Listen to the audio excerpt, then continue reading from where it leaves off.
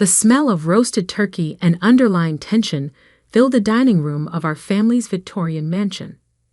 Snow fell softly outside the tall windows, adding a deceptively peaceful backdrop to what I knew would be anything but a peaceful Christmas dinner. I'm Alexander Bennett, though my family insists on calling me Alex. Their way of diminishing everything about me, right down to my name.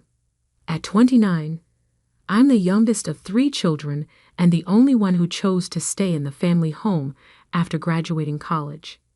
Not out of necessity, but strategy. A fact my brother Timothy was about to learn the hard way. The antique grandfather clock struck 6 as our housekeeper Maria brought in the last of the side dishes. She caught my eye briefly, a knowing look passing between us. She'd been here 30 years, long enough to see every family drama unfold, including what was about to happen tonight. Alex, my mother Margaret called from her end of the table, do try to sit up straight. The Hendersons are joining us later for dessert.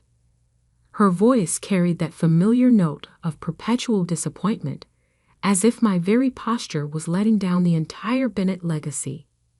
I adjusted my position slightly, smoothing the napkin across my lap. The Hendersons, of course. Mother's attempt to set me up with their son Bradley. Another suitable match I was supposedly lucky to attract, despite my peculiarities, as she called my career choices. Timothy sat across from me, his wife Diane beside him, both dressed like they'd stepped out of a luxury magazine spread. He'd taken over father's investment firm 3 years ago, a position he'd neither earned nor deserved. But in our family, being the firstborn son trumped little things like competence or ethics. My sister Catherine sat near the end, tapping away at her phone despite mother's repeated glares. She'd blown through 2 trust funds and 3 marriages, yet somehow remained the sensible daughter because at least she tried to settle down. Before we begin, Father announced from the head of the table, I think it's time we address the elephant in the room. He set down his wine glass with practiced precision. The future of this house. Ah, here it came. I'd been waiting for this moment for exactly 3 years, 2 months, and 15 days. As you know, he continued, this property has been in the Bennett family for 4 generations. With the recent changes in the market, certain decisions need to be made. What he meant was that his investment firm, now Timothy's investment firm, had lost several major clients. The kind of losses that made people whisper at country club gatherings. The kind that forced selling of assets. Timothy leaned forward, unable to contain his smirk.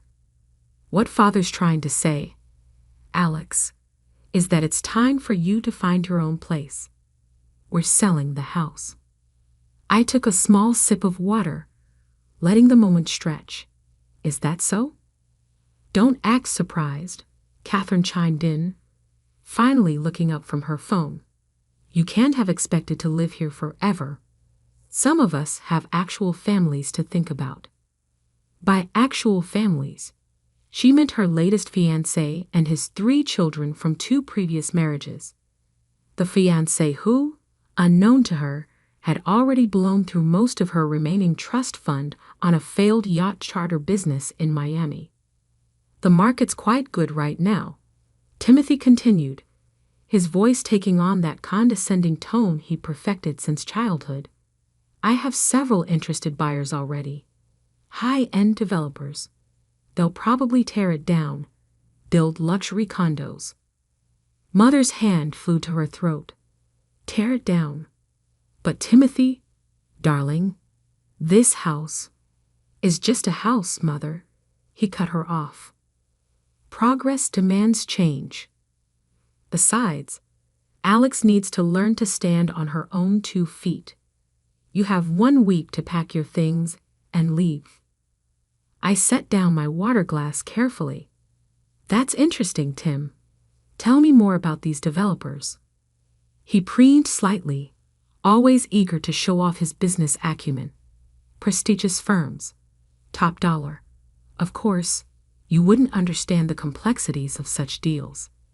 Actually, I said, reaching for my briefcase beside my chair, I understand completely.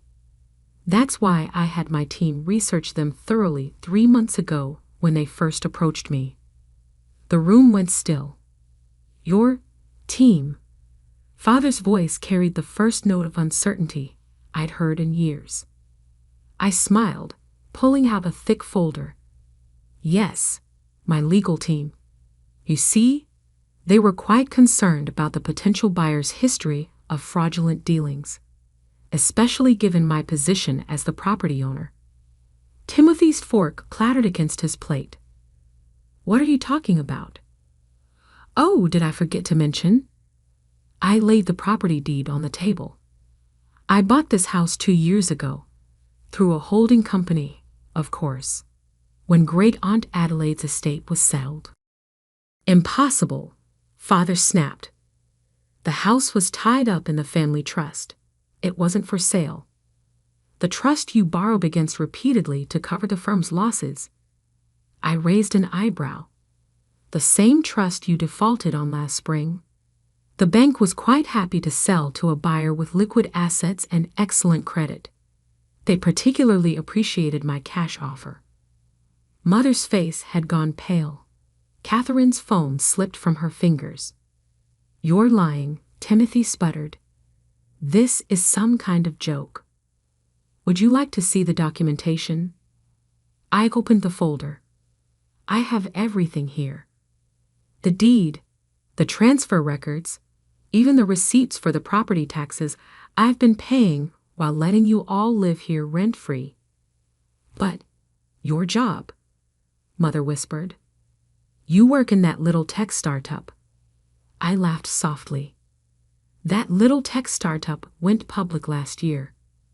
I'm the Chief Innovation Officer and one of the founding partners. Did none of you ever actually Google my company? We're valued at just over $4 billion. The silence that followed was deafening. Outside, the snow continued to fall, adding another pristine layer to the grounds I legally owned. So, I continued, about that 1-week notice to vacate. I think 24 hours is more appropriate, don't you?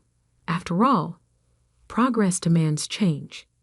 Timothy's face had turned an alarming shade of red. You can't do this. We're family. Family? I pulled out another document. Like when you forged my signature to access my trust fund last year. Or when you mortgaged this house to cover your gambling debts.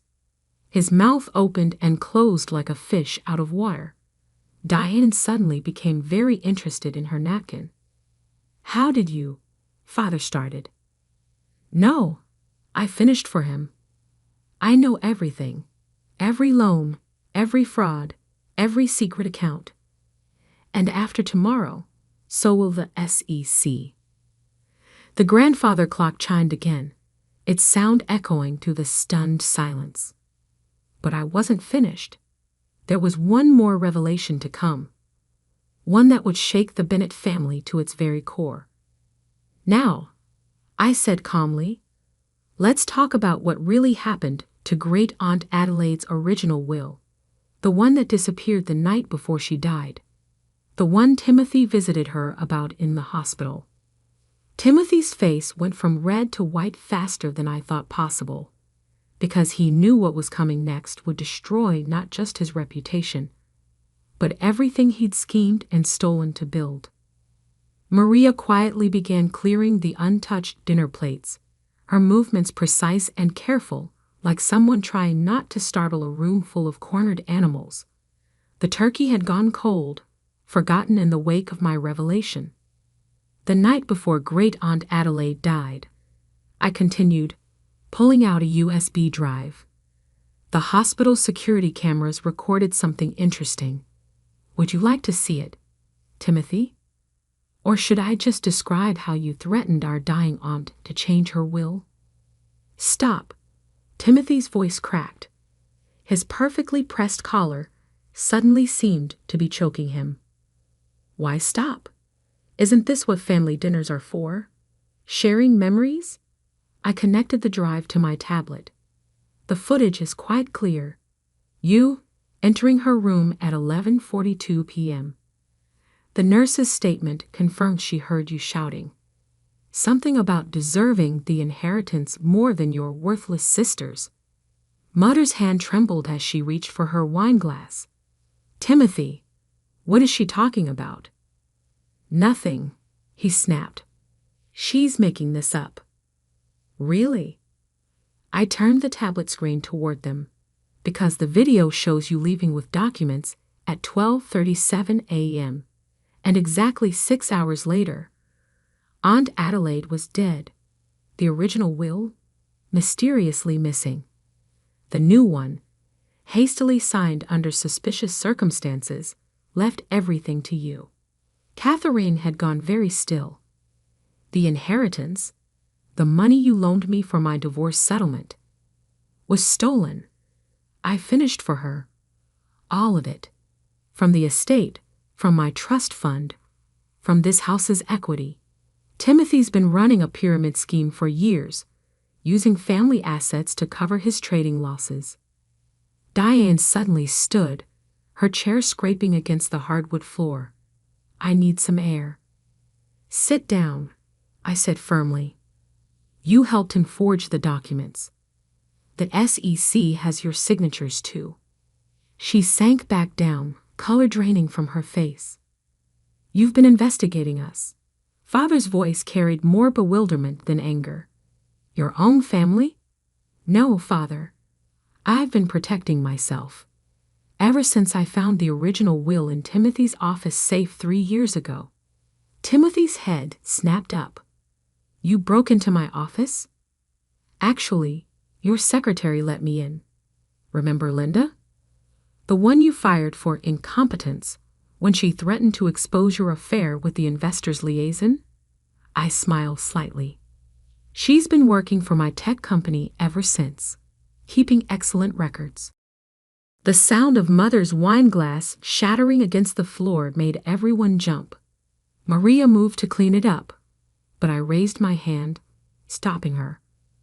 Leave it, I said softly. In fact, Maria, why don't you take the rest of the evening off? With full pay, of course, and don't worry about your job. You'll still have one after they're gone. You can't just. Father started, but I cut him off. Can't just what? Protect loyal employees? Make business decisions about my own property? Don't worry, Father. Maria's contract is ironclad, unlike the documentation Timothy used to embezzle from the family firm. I opened another folder, spreading out bank statements and transaction records across the table like a grotesque Christmas dinner centerpiece. 14 shell companies, I narrated, pointing to highlighted sections. 23 fraudulent accounts. Over $12 million in misappropriated funds. Did you really think nobody would notice? I was protecting our legacy, Timothy shouted, mask finally cracking. The firm was failing. Father's investments were worthless. Timothy. Father's face had gone purple. What have you done? What you taught me to do, Timothy snarled. Appearances matter more than anything, right? Keep up the family name at any cost? Cost? I laughed softly. Let's talk about cost. The cost of sending me to boarding school at 12 because I was difficult. The cost of cutting off my college fund because I chose tech instead of finance. The cost of believing Timothy's lies about my mental instability when I tried to warn you about his schemes. I stood, walking to the window. Outside, the snow had begun falling harder, nature's curtain drawing across the estate I now controlled. But here's the real cost. I turned back to them. Tomorrow morning, the SEC will receive documentation of every fraudulent transaction. The FBI will get proof of Timothy's involvement in Great Aunt Adelaide's death. And the family firm will be revealed as the house of cards it's become. You'll destroy us, Mother whispered. No, Mother. You did that yourselves. I'm just turning on the lights.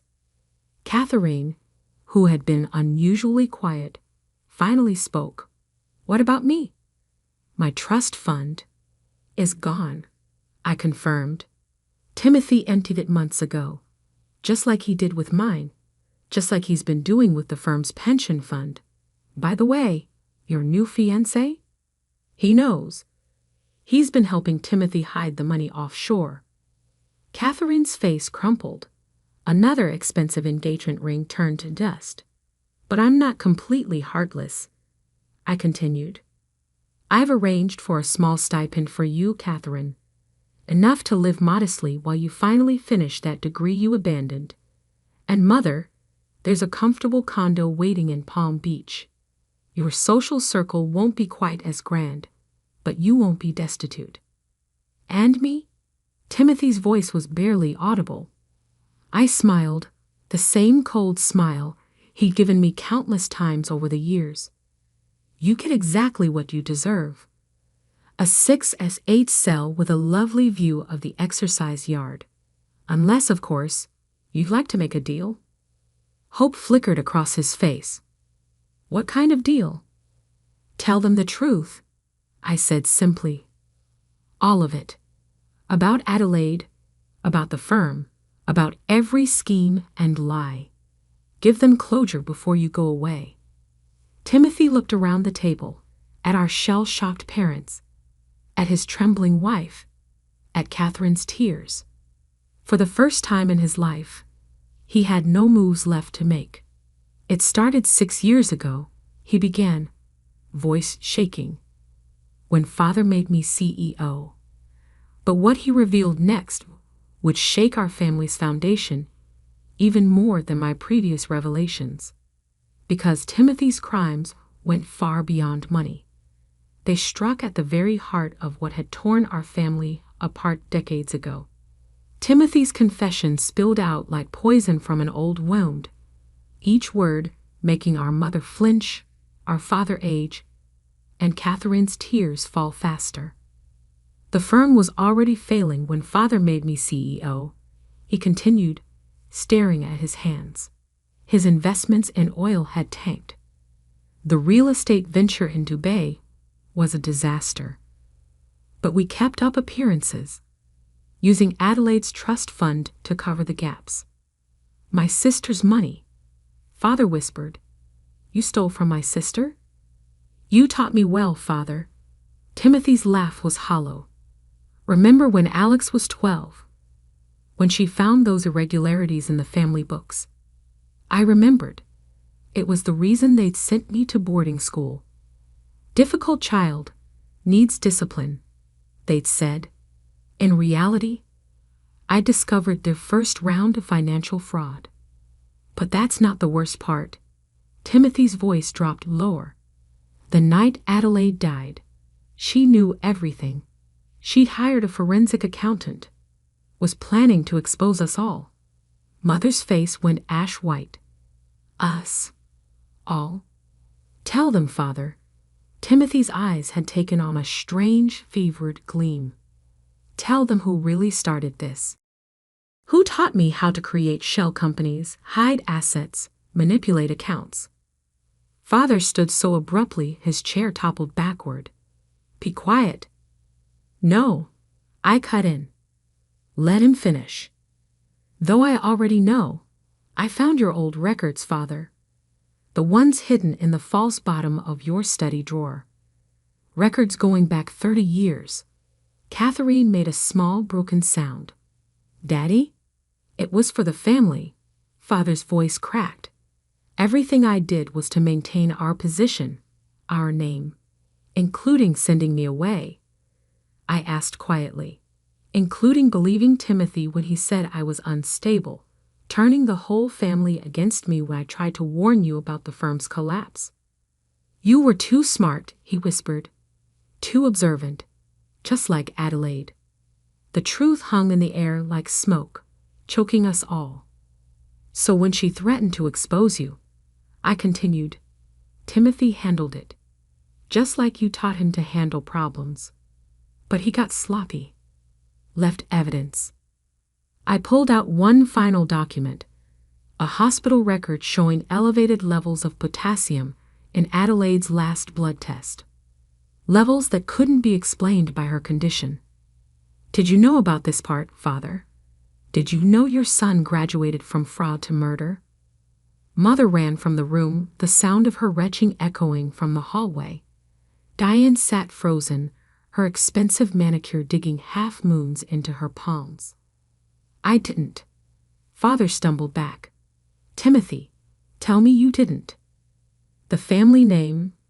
Timothy's voice was eerily calm now. Above all else, protect the family name. Your words, Father. Your lessons. I stood, gathering my documents. The police will be here in approximately 10 minutes. I called them before dinner. You're having us arrested? On Christmas? Catherine's voice rose hysterically. No, Catherine. I'm having Timothy and Father arrested. You and Mother have different consequences. I handed her an envelope. Your new apartment lease, first year paid, along with enrollment papers for the community college nearest your new home. Time to build a real life. She took the envelope with trembling hands. Why? Why help me? Because you were a victim too. Spoiled and enabled, yes, but not criminal. Not like them. The sound of sirens grew in the distance. Timothy made a move toward the door, but I pulled out my phone. The house is surrounded. My security team has been in place all evening. Security team? Diane finally spoke. Did you really think I'd confront financial fraudsters and a murderer without protection? I smiled slightly. I learned something from this family after all. Always have a backup plan. The front door opened, and heady footsteps filled the hallway. 2 police detectives entered the dining room, followed by FBI agents. Mr. Bennett, Mr. Timothy Bennett, the lead detective announced. You're under arrest for financial fraud, embezzlement, and in your case, Timothy, the suspected murder of Adelaide Bennett. As they read them their rights, Mother returned, leaning heavily against the doorframe. I walked to her, holding out another envelope. The condo in Palm Beach, I said softly. It's peaceful. Far from all of this. There's enough money in the account I've set up to live comfortably, if not extravagantly. Why? She whispered. After everything we did to you. Because hate takes too much energy. And I'd rather use mine building something new. As they led Father and Timothy away in handcuffs, I walked to the window, watching the snow blanket their footprints, erasing all trace of their passage from my property. 3 months later, I stood in the same dining room, but everything had changed. The heavy drapes had been replaced with light, modern panels. The oppressive oil paintings of stern Bennett ancestors had given way to local artists' work. The room was filled with light, air, and the sound of children's laughter. I'd converted the mansion into a technology education center for underprivileged youth. The same rooms that had once hosted cold family dinners now held coding classes, robotics workshops, and entrepreneurship seminars. Maria still ran the household, but now as the center's operations manager, with full benefits and a salary that reflected her true worth. Catherine had finished her first semester of community college with straight A's. She was studying social work, determined to help other families avoid our mistakes. Mother was finding peace in Palm Beach, volunteering at a local library, and, surprisingly, showing talent as a children's storyteller. Timothy and Father were serving their sentences, 20 years for Timothy, 12 for Father. Diane had filed for divorce and turned state's evidence, receiving probation in exchange for her cooperation. The family firm had been dissolved, its legitimate assets used to repay the victims of their fraud. The Bennett name no longer carried weight in financial circles, but I was building a new legacy, one based on innovation, education, and genuine value. I sat in my office, once father's study, reading the latest update from the Education Center's program director. Enrollment had doubled. Our first class of coding students was already receiving job offers. My phone buzzed. A text from Catherine. Got my midterm results. All is again. Thank you for the second chance. I smiled, looking out at the grounds where children now played in the snow, their laughter replacing the echoes of old arguments and older lies. On my desk sat a small photo of Great Aunt Adelaide, her eyes twinkling with the same love of truth and justice that had eventually cost her life, but had also, finally, brought change. The house is still in the family, I told her picture quietly. Just a different kind of family now, a better one. Outside, the snow began to fall again, but this time it felt like renewal rather than burial. Sometimes I'd learned the best revenge isn't destroying what others built. It's building something better in its place.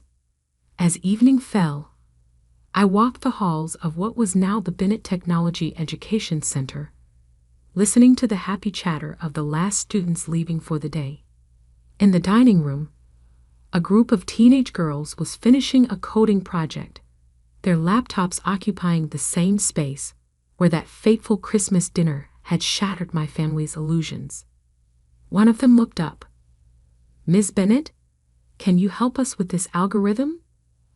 I sat down at the table, right where I'd sat 3 months ago, but this time surrounded by hope rather than hostility. "Of course," I said, smiling. "Let's build something amazing. Because that's what real power is. Not the ability to destroy, but the strength to create something new from the ashes of what was lost." And in that, I had finally found my true inheritance. Before heading to the board meeting, I made one crucial stop. The small coffee shop on Oak Street looked exactly as it had 15 years ago. Martha, my grandmother's best friend and former Bennett Industries head of accounting, sat at our usual corner table. "I wondered when you'd visit today," she smiled, pushing a cup of coffee toward me. At 78, her eyes were still sharp as ever. "It's time, isn't it?" I nodded, settling into the chair. "They never knew it was you who taught me how to read corporate financial statements when I was 16. Or that you helped me understand what they were really doing with the company." Martha had been the one who opened my eyes years ago, showing me how my father and Marcus manipulated numbers, hid losses, and played fast and loose with investor funds. She'd been forced into early retirement when she threatened to report their practices. "Your grandmother would be proud," Martha said softly. "She always said you were the one who truly understood the value of things." I touched the emerald pendant at my neck, my grandmother's last gift before she passed. They're about to learn exactly how much I understood. At precisely 1:55 p.m., I walked into Bennett Industries' main conference room. The tension was palpable. Board members sat rigid in their chairs, papers spread before them.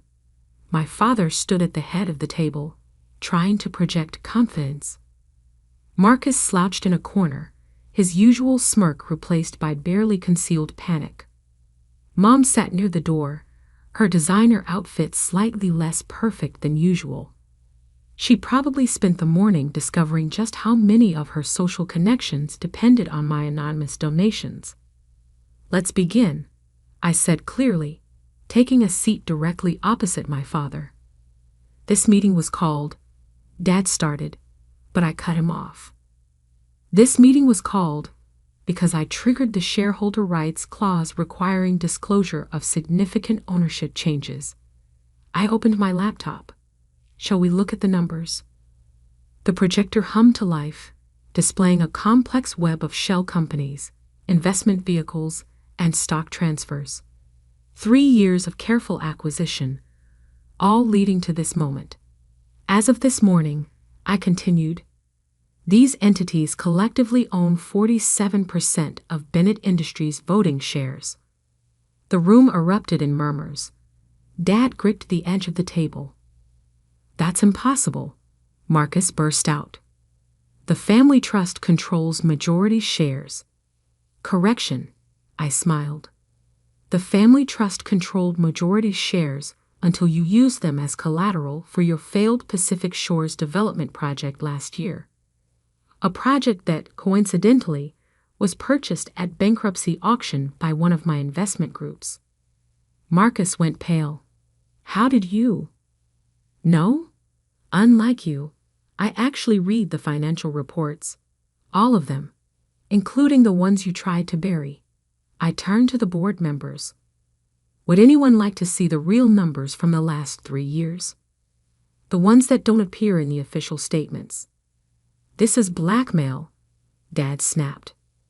No, this is business. I stood up slowly. You taught me that, remember? Everything's negotiable. Everything has a price. What do you want? A board member asked, his voice shaking slightly. Transparency, accountability, and I paused, looking directly at my father, a change in leadership. You can't seriously expect, Marcus started. Actually, I can. Because in addition to my shares, I also hold proxy voting rights for the Miller Group. I let that sink in. The Miller Group, our largest institutional investor, controlled another 15% of shares. Dad sank into his chair. Catherine Miller is a personal friend. Catherine Miller is a businesswoman who recognizes competence over nepotism. I clicked to the next slide. She's also aware of certain irregularities in the company's handling of her investments. Irregularities that I've documented extensively. The room fell silent. Years of mismanagement, hidden losses, and questionable deals, all meticulously recorded and ready to be exposed. Here's what's going to happen, I said calmly. The board will appoint an independent audit committee. Marcus will resign from all operational roles. And Dad? I met his eyes. You'll announce your retirement. Today. Or what? He challenged, but his voice lacked conviction. Or I call the SEC. I'm sure they'd be very interested in the real story behind Wilson Holdings' collapse, and the Thompson development deal, and about a dozen other transactions I've documented. Mom stood up suddenly. Alexandra, please. This is your family. Family? I turned to her. Was it family when you watched Dad crush every initiative I brought to the company? When you stayed silent as Marcus took credit for my work? When you threatened to disown me if I didn't give up my house? She flinched. I learned what family meant from Grandma, and from people like Martha Stevens. You remember her, don't you, Dad? The accountant you forced out because she wouldn't cook the books. Dad's face contorted. Martha? She's been helping you. She taught me to see what was really happening in this company, and now everyone else will see it too. I distributed folders to each board member. These contain my formal proposal for restructuring Bennett Industries. You'll find it addresses the company's actual financial position, not the one shown in public statements. The next 2 hours were a blur of legal discussions, votes, and resolutions. By the end, the transformation was complete. Dad announced his retirement for health reasons. Marcus was removed from all operational roles, and I became executive chairperson of the board with a mandate to reform the company's governance and operations. As the board members filed out, Dad remained seated, staring at the papers in front of him. "I never thought," he began, "that I could do this," I finished. "That's been the problem all along." "What happens now?" Marcus asked, his arrogance finally shattered. "Now, you'll retain your shares, but have no operational control. Dad will have a comfortable retirement, provided he stays out of company business. And Mom," I turned to her, "the foundation's funding is secure, but its board will be independently managed." "And the mansion?" she asked quietly. "Keep it. Consider it a reminder that sometimes the child you underestimate the most becomes the one you answer to." I gathered my things, pausing at the door. "Oh, and Marcus?" "I bought the Thompson Development Group this morning. Turns out they were eager to sell once they realized who they were really dealing with." The sun was setting as I drove home, to my house, the one I'd refused to sell, the one that had started this whole confrontation. Martha was waiting on my porch, a bottle of champagne in hand. "Your grandmother kept a letter for you," she said, pulling an envelope from her bag. "She asked me to give it to you when the time was right. I think today qualifies." The letter was short, written in my grandmother's elegant hand. "My dearest Alexandra, I've watched you grow into someone extraordinary, someone who sees beyond the surface of things. The emerald pendant I gave you isn't just jewelry, it's the key to a trust I established years ago, one your father knows nothing about. Martha will explain everything. You've proven you know how to build things. Now show them how to build something better than they ever imagined. All my love, Grandma." I touched the pendant again, understanding finally dawning. Martha smiled. "Ready to hear about your grandmother's real legacy?" I nodded, opening my door to welcome her in, because sometimes the best revenge isn't about tearing things down. It's about building something new from the ashes of what they never valued. And as for that house they wanted me to sell, it was never about the property. It was about standing my ground, about refusing to be pushed aside one more time. The next morning, a single email went out to all Bennett Industries employees. Change isn't always comfortable, but it's often necessary. Together, we're going to build something extraordinary. And this time, everyone's voice will matter. Regards, Alexander Bennett, Executive Chairperson, Bennett Industries. Sometimes the biggest victories come not from the battles we win, but from the lessons we teach along the way. My family had spent years teaching me that I wasn't enough. In the end, I taught them that I was more than they ever imagined. And that house they wanted so badly, I think I'll keep it. After all, it's got a perfect view of the Bennett Industries Tower. A daily reminder that sometimes the best response to "we don't want you" is to become the person they can't ignore. Martha raised her champagne glass. "To your grandmother." "To the future," I corrected, smiling. "And to remembering that some things aren't for sale. Not houses, not principles, and definitely not self-worth."